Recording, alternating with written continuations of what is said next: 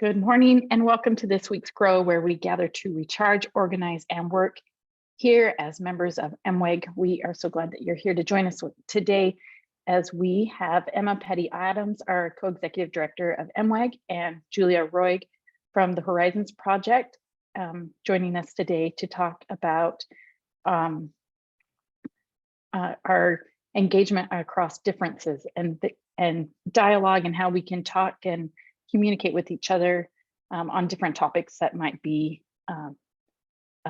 tough to discuss. I'm going to turn the time over to Emma to introduce Julia, and then we will get started.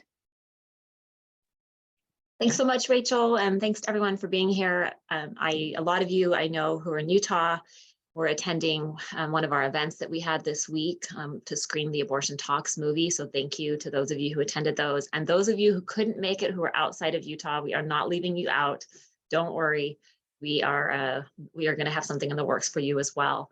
So just stay tuned and keep checking your emails, and we'll let you know when that is ready. So I'm really excited to be here today with Julia. Julia, we pronounced your last name correct, right? Is it Roig? Awesome. Okay, so Julia, I'm going to tell you about her bio first, and then we'll make it a little more personal. So she has more than 30 years of experience working for democratic change and conflict transformation across the world. So her background is not just in the US, but she has that global context. She is best known for her ability to convene diverse coalitions and her facilitative leadership of global networks. An organizer at heart in her role as the Chief Network Weaver. I love that role. We at MWEG are very fond of titles that are a little bit more descriptive like that. At the Horizons Project. She's committed to bridge building across sectors, disciplines, and cultures. So this is where, this is the part of her bio, I think, which is going to be particularly interesting for you all today and those listening afterwards, is that throughout her career, Julia has been called upon to translate between theory and practice. So here at MWEG, we are all about having access to the best theories, to really, being really understanding the literature, the academic, background of what we do, but then putting that into practice, which is sometimes the harder part. I don't know. They're both needed, but you as our members are doing this every day. So she works on organizing principles and mindset shifts for social change. Let's see, there's a couple things I wanted to mention. She's a public speaker, facilitator, and trainer. And she is the main architect of groundbreaking new research and approaches for more effective narratives for peace, working with frontline peace builders, social scientists, filmmakers, advertising industry leaders, and other creatives to bring peace building into the mainstream. She's also an attorney. It's another part of her bio. So Julia, there's a lot more to tell about you, and we'll get that as we talk, but I was able to meet Julia in person in DC earlier this year. We had a lovely dinner together at an Italian restaurant and just found that we could talk for hours. And during that time, I was like, I need to have you come talk to our MWEG members. They need to hear from you directly. So I feel like I've been selfishly kind of, being able to build a relationship with you, and now we get to bring you out and share you a little bit with our MWEG members. So could you start by telling us a little bit maybe more about the Horizons Project that you have co-founded, maybe a little bit about your co-founder and the work you do, and then we can dive into more detail. Yeah, well, thank you, first of all, for the invitation, Emma. It likewise has just been a joy to get to know you better over these past months. And this is just, really fun for me to engage in this conversation and to say hello to all of your members. These ways that we get to kind of broadcast these conversations out to more people now are really exciting. So congratulations, just using, Facebook Live and the ways of kind of communicating to folks. So, so like my bio said, and that's always slightly embarrassing to hear yourself talked about that way, but I was originally trained as a mediator in law school. So I did go to law school, but I really focused on how to keep people out of court. And so lots of dialogue, negotiation, mediation skills. And just my life's journey took me overseas because I had a husband who was working more on international issues and development. And so I was really focused on conflict transformation and democracy promotion in other parts of the world. I lived in Latin America for a time. I lived in the Balkans for a time. And so really did get to experience conflict countries, post-conflict countries firsthand, and working with some amazing local level grassroots leaders doing the hard work of stitching together back the social fabric that's so needed. And so I really believe in the work of both conflict transformation skills that are needed at the most local level, that also then rise up to kind of what it takes for national level change. And I had the privilege of leading an international NGO for about 14 years called Partners Global, where we worked in about 50 countries around the world with local leaders doing this work. And, you know, like a lot of people who have worked in this sector internationally, got more and more concerned about the conflict dynamics and dare I say, democratic decline in our own country. And so the Horizons Project was initially incubated within that international NGO, Partners Global, as a project. And then we decided it deserved its own attention. My own personal growth was to create it. So we're fairly new. In 2022, January, we launched Horizons as a separate initiative. And so I've co-lead it with Maria Stefan, who's one of kind of the foremost experts. She's an academic in her own right and has written a lot about civil resistance and about how effective movements come together to fight against democratic decline. And so she and I are a good fit together. And I know that you all believe in co-leadership models as well. And so it's a real pleasure to be able to be co-leading with Maria this effort at Horizons. And we really see ourselves as an organizing platform within the US context to be bringing together a lot of these international experiences that we've had around the importance of connective tissue, first and foremost, amongst all of the good people doing good work. Because I think where we're really struggling more than anything is with our fragmentation, not being as coordinated as we could be. Great, thank you. I found it so interesting. I mean, I think I've met a lot of people over the past couple of years who've had a similar trajectory in terms of working on peace building internationally and then kind of turning their sights back home, so to speak, to translate. And I find that to be really hopeful in many ways, because I think we've oftentimes viewed conflict in other countries, like the ones you mentioned, like in the Balkans, for example, in that region, as just being so entrenched and so impossible and so violent and so difficult. And you've been able to, with many others, you know, have an impact, to find strategies and such that work. And so I'm grateful to you and others who've chosen to kind of turn your eyes back to the US and guide us through this difficult time. So I think that's kind of been a theme, I think, as of a lot of people that I've met in this space. There's a lot to learn. So there's a lot of work that Horizons does.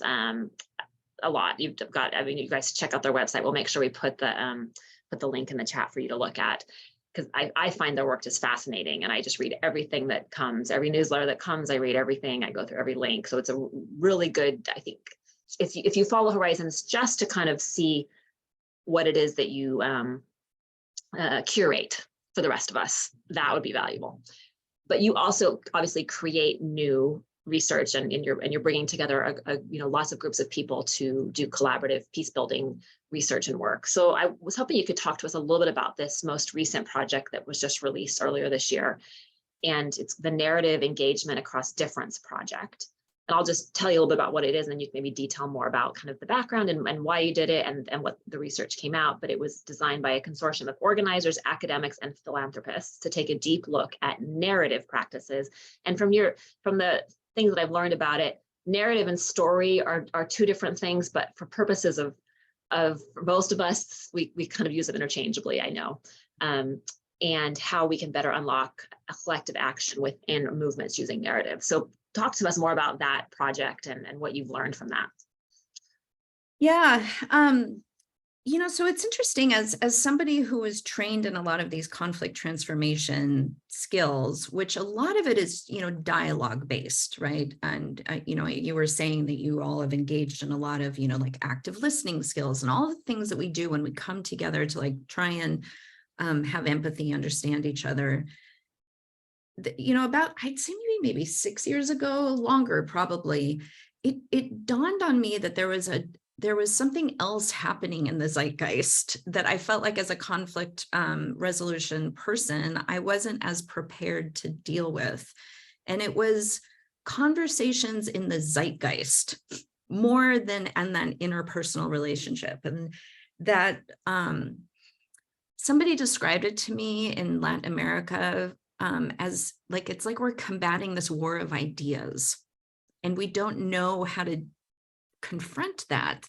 And that so I quickly learned that there's this whole social science around narrative engagement. And like you said, we do think about narrative as interchangeable with like storytelling. That's how we talk. Narrative is like ubiquitous now. Like, what's the narrative?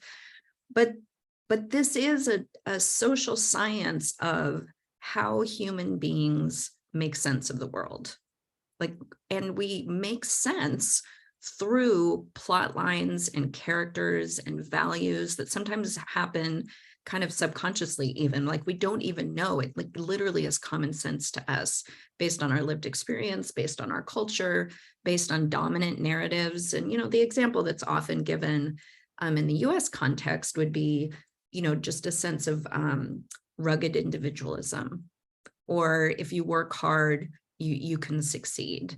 That would be like a dominant narrative in our culture. And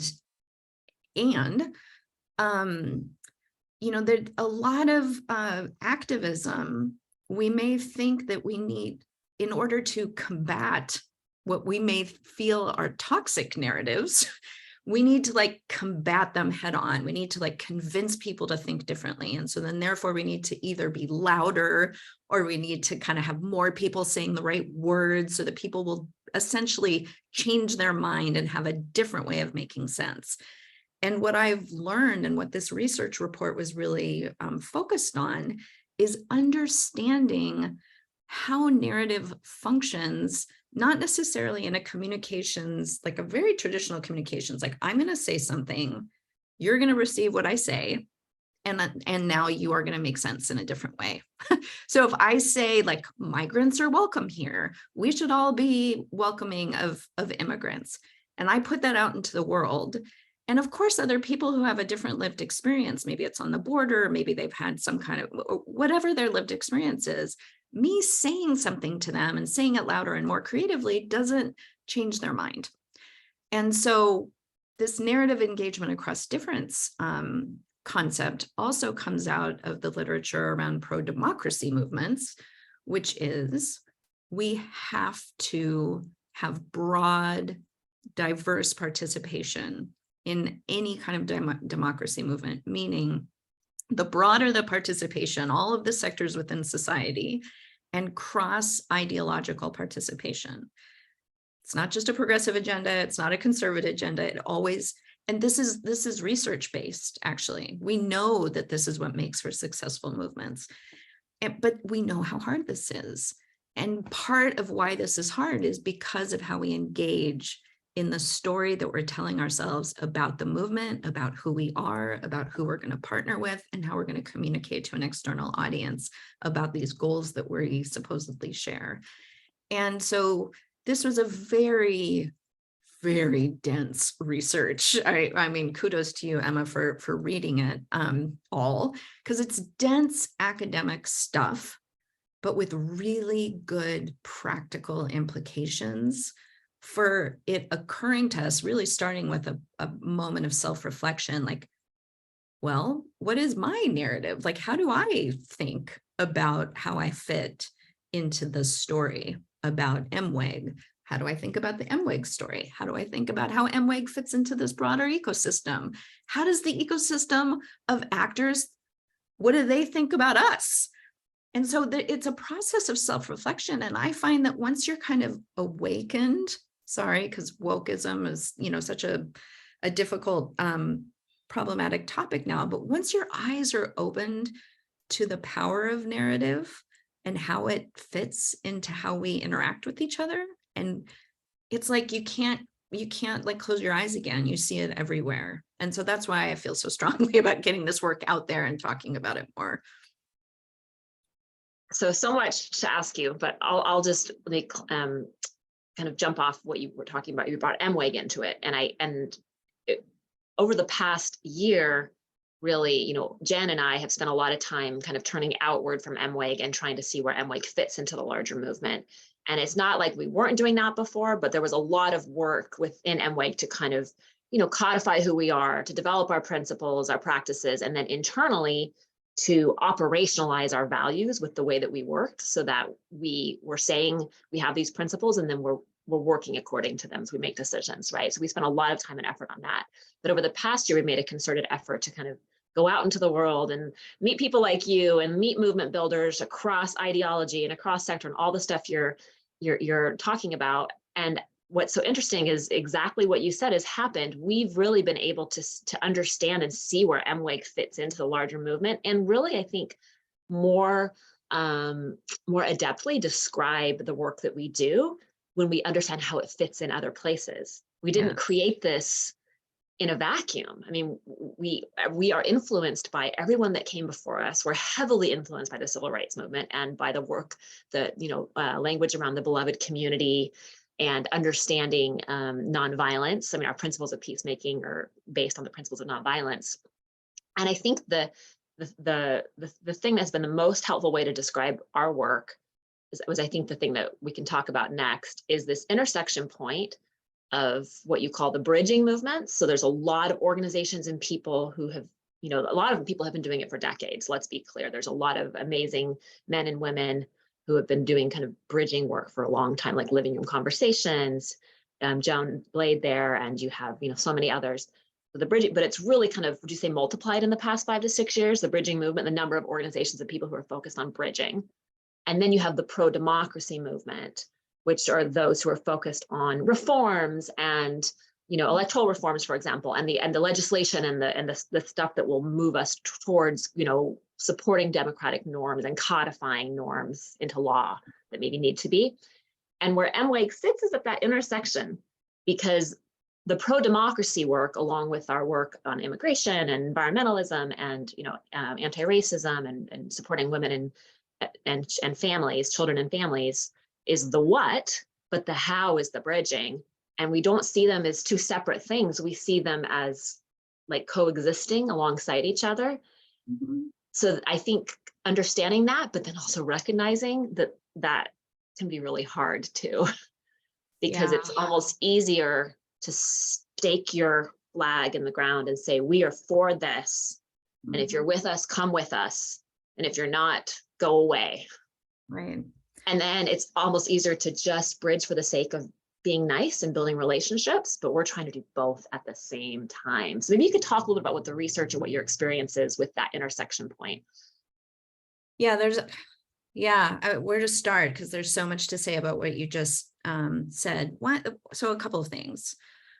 One key component to kind of the research, and I think truly like the future that we're all trying to build is a future where pluralism flourishes. So there will be different ways of approaching our problems, of thinking about the work. I mean, we will not all be the same, and we're not all the same now. And so complexifying the narratives is a key technique to ensuring that you're telling a richer story. Because what happens when we're divided, fearful, quite honestly distracted on purpose, is that they're very simple stories, very flat stories.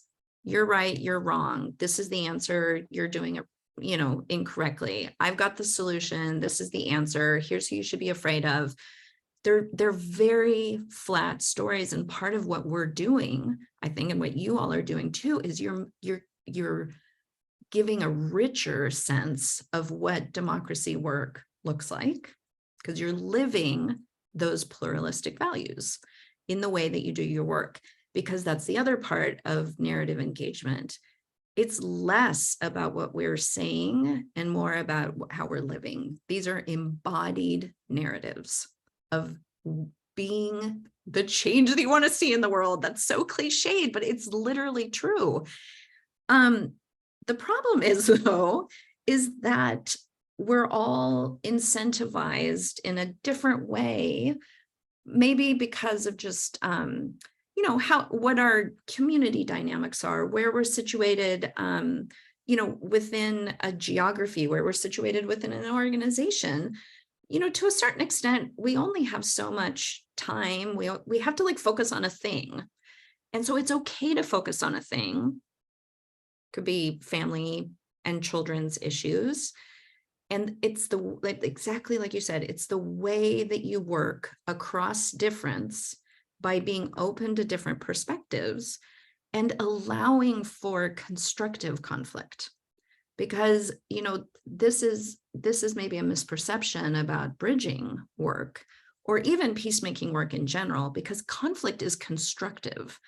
We need conflict. That's what propels us forward.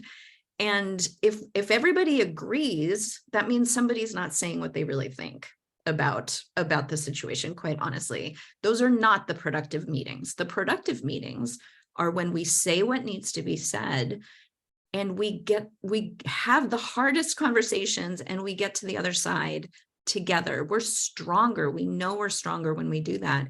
And as a nation, we're having a really hard time having the hardest conversations about our values around human life, about racial, our history that needs to be addressed. We can't heal until we have the conversations, and we know that we can. Other countries have done this, have the hardest conversation. So it happens at the very micro level, but it also has to happen at the societal level. And this is what democracies are about. So I think we're advocates, not necessarily for just solutions, but the way that we can actually have the hardest conversations.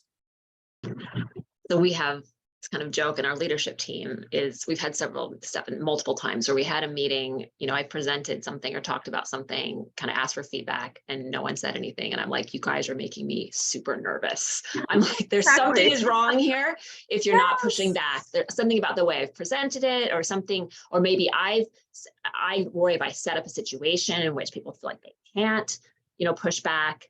And so I think about that a lot. And I think what you said about constructive conflict, I think we have to normalize and practice it at every level of society. And what we found with our members is when we did a practical peacemaking series and worked on kind of those conflict resolution skills, we had women who were giving us feedback and saying, I came to learn how to talk to my member of Congress, but it turns out it like really helped my marriage, or it helped me talk to my aunt or my mother.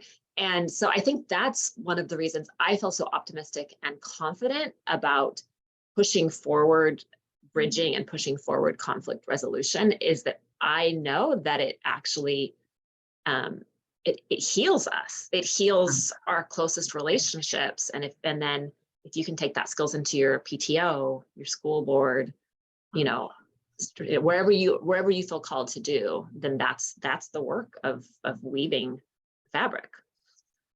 Yeah, if my poor husband, who's been married to a mediator for almost 30 years now, and we have a joke in my marriage when I'll say, well, what I hear you saying is, and he'll say, stop it, stop those mediator tactics, like we're having an argument right now.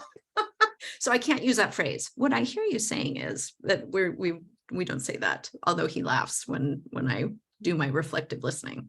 That's great. Yeah, I think there are certain techniques and tactics, but even more important is the state of, from kind of a faith perspective, like the state of your heart, like the humility, like how are you approaching it? And, we talk a lot about, persuasion. I think we may have talked about this when we met earlier this year, but there's a section in part of our scripture that talks about the power of persuasion and long suffering, and it's by meekness and kindness and love unfeigned. And in the context, the scripture is talking about the power of the priesthood, which we see as God's power manifest on earth. And so I think that connection between persuasion and power is such a fascinating one to explore. But like real, true persuasion, the irony is that like real, humble, meek persuasion comes not from a place of actually trying to persuade.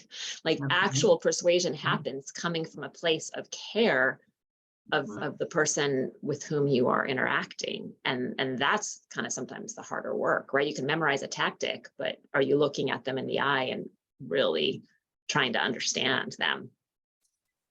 Yeah, I'm glad you brought that up because I wanted to say something about constructive conflict at a societal level and the way that you approach it. You mentioned beloved community in particular, because there's two ways of thinking about this moment that we're living in the United States right now as really heating up, right? I mean, things are hot, and so it feels uncomfortable. And so that a lot of work around bridging is like, we just need to like de-escalate right now. We need to like, everybody just like bring down the temperature. And there's some scholars that actually would say that when you raise the heat, and I'm sorry if I'm repeating myself, I'm probably mentioned this to you, but if you think about it like a forge, what happens in the forge is either a plowshare or a sword, but it means a society is malleable right now. And it's through our activism, through our engagement, through our commitment to see through this moment, are we hammering out through the forge something beautiful and better? Or is it going to come out even worse? Because we could all, burn up in the fire, but we are malleable right now. And so this is a moment for change, actually. And I have another metaphor, but I have another colleague that describes it this way of the slingshot. I was just talking to some colleagues in Europe the other day, and I'm like, like David and Goliath, and there's like this, because they didn't know the word slingshot. And so I'd say David and Goliath and the slingshot, and you pull it in the rock and it hits, Goliath. And that's another way of thinking about it. Like right now, we're feeling the tension of the slingshot being pulled back. But when we let go, we could be catapulted into this beautiful new future, even farther. So but that means we're feeling the tension, and yet we kind of step into that tension as a moment of opportunity. So this is what gives me hope. I know we're living through it right now, but with that commitment to have the hard conversations, to not just bring down the heat, because actually maybe we need a little bit of agitation, because what we're really doing is we're shaking ourselves out of complacency. That's what we're doing. And of course, without dehumanizing, without toxic othering, by being in community with each other, this is what's going to get us through. But we don't need to just dialogue for dialogue's sake. Truly, we need to be working for that future that we want. Oh, I think I'd like to end there, because that was such a beautiful way to describe this, a hopeful way to describe this moment that we're in. And tension is one of my favorite metaphors for, I see tension as the birth of creativity always. Yes. When you have a problem or a tension that you cannot ignore and you must solve, that's where the innovation happens. So I guess if I were to, kind of leave with a thought for our membership, it's that those tensions that you're experiencing in your relationships, in your community, in your state government, that those are an opportunity to be courageous and step into them and not withdraw. I think that's sometimes the challenge that we have with I think sometimes as women too, as Latter-day Saint women, we're sometimes getting messages that I don't think are of God. I believe they aren't of God, that, well, I'm just going to focus on like this, the things that I can control within my kind of smaller sphere of influence. And there have absolutely been times in my life where that was all I could do. But if I had Emweg when I was a young mom with like little kids and I could barely just get myself out the door to vote, every couple of years.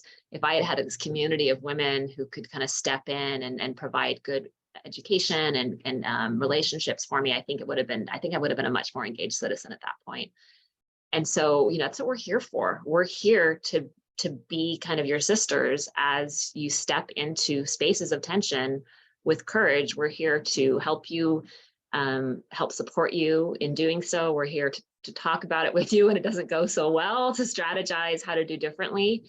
And through our connections and relationships with organizations like Horizons of Women like Julia, we're here to show you that you're part of a larger movement.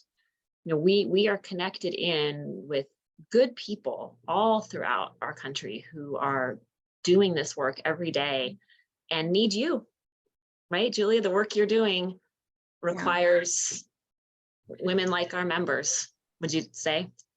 Of course. And, the one thing I would also want to say to close, Emma, is, that feeling of not feeling alone is so important because, we are facing a crisis of loneliness and not feeling like we belong, but we also have a crisis of activists burning out because we feel the pressure on our shoulders. And, not everyone has to be on the forefront of like going to the state capitol. And if that doesn't feel like a comfortable place to be, that's okay too. Actually, I think that's what we're talking about. Like, we can't be as fragmented. And so MWEG is so great in building those partnerships and the relationships to say, it's not just us. We're not doing this alone. If you want to be behind the scenes doing something else, there's others to be in relationship with that can like be more in that kind of courageous take, because whatever you're doing in your family, whatever you're doing in support of this broader vision we all have for the future, it all counts.